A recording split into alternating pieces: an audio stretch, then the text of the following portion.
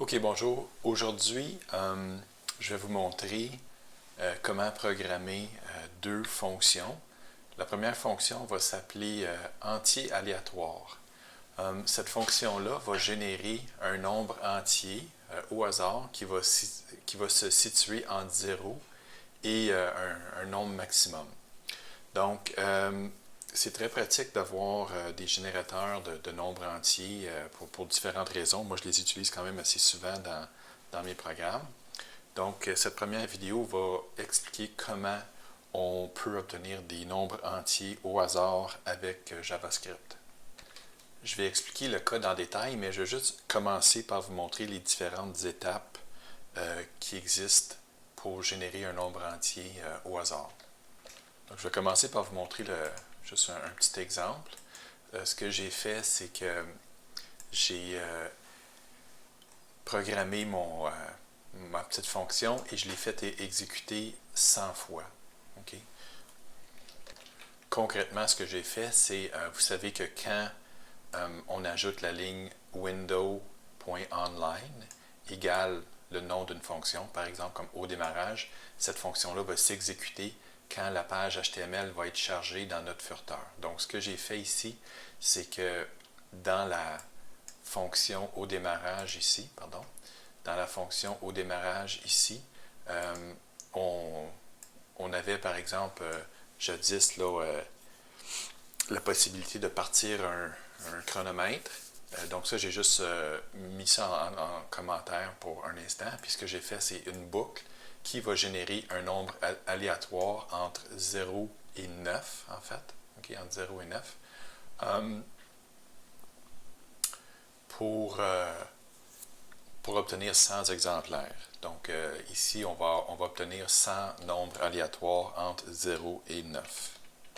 Donc quand j'ai, par exemple, si je rafraîchis la page, ici, on voit qu'effectivement, il y a une centaine de nombres aléatoires qui ont été générés. Par exemple, ici, 7, 1, 6, 0, 0, 4, 4, 3, 0, 9, 7, 1. Donc, quand on parcourt cette liste-là, on se rend compte que tous les nombres entiers se situent effectivement entre 0 et 10, 10 exclus. Donc, 0 et 9, 9 inclus.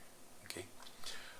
Si je fais un rafraîchissement, on voit que les nombres sont différents. Tantôt, ça commençait par 7, maintenant c'est 6, 6, 4, 7. Si je fais un rafraîchissement, on a encore d'autres nombres, 9, 0, 1, 1, 9, 6, etc. Bon, je veux juste attirer votre attention ici à comment on fait pour obtenir ce nombre entier-là. Okay?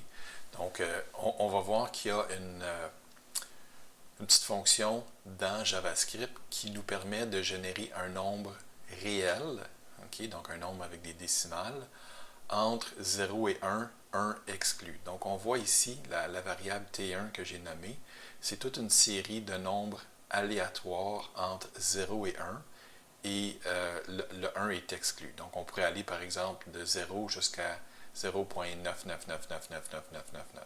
Okay? Donc, ça, c'est la première étape. Donc, on génère un nombre aléatoire entre 0 et 1, 1 exclu.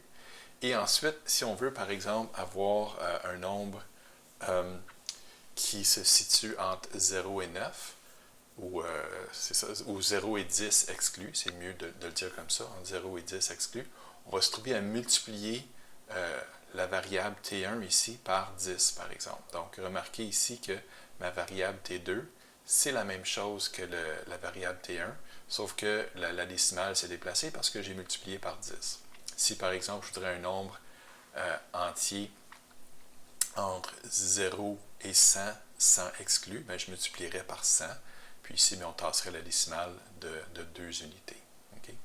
Donc on voit ici par exemple, si je prends lui par exemple, on se rend compte qu'on avait 0.1141, etc. Donc, quand on le multiplie par 10, ça donne 1.1415, etc. Donc, déjà là, on s'approche de notre objectif d'avoir un nombre entier entre 0 et 10, 10 exclus. Puis, la dernière étape pour obtenir l'entier, c'est tout simplement de se débarrasser ici de toutes les décimales. Donc, on se rend compte que Quand on regarde T2 ici pour avoir le nombre entier, on a juste eu à se débarrasser des décimales pour passer de 7.2093 à 7. Donc, ici, cette fonction-là, on aurait pu la programmer d'une façon plus compacte, mais j'ai choisi de faire ça d'une façon très explicite pour que vous voyez les différentes démarches. Okay? Donc, comme j'ai expliqué, il existe une méthode, en fait, qui s'appelle random, math.random, qui existe en JavaScript, qui va générer un nombre réel qui va être inclus dans l'intervalle 0 à 1, 1 exclu.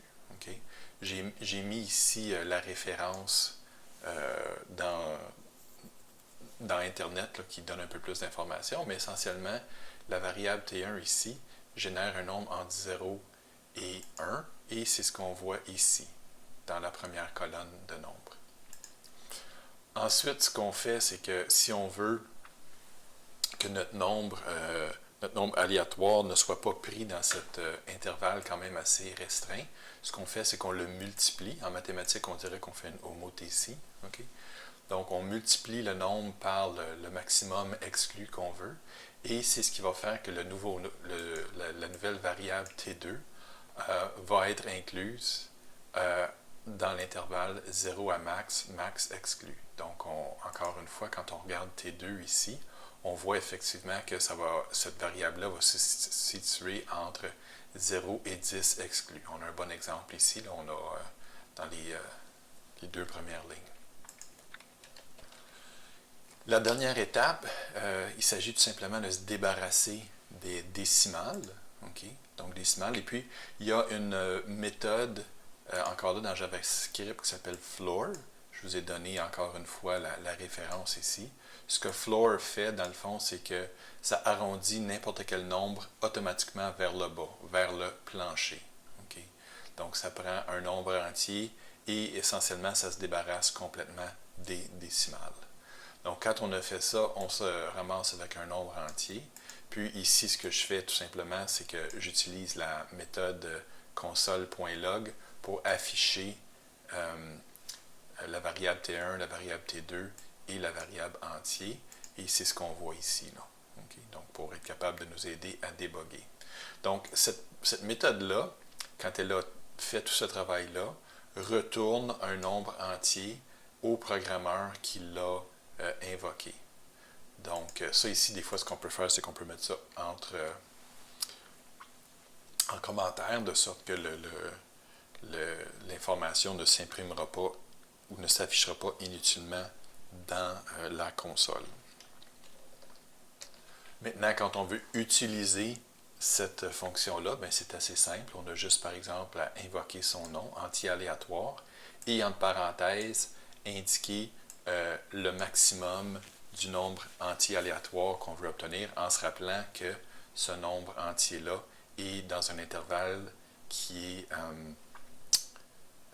exclut la limite. Donc, par exemple, si j'ai un entier aléatoire ici, si j'indique 10, on n'aura jamais le nombre 10 qui va se générer, ça va toujours être 10 moins 1.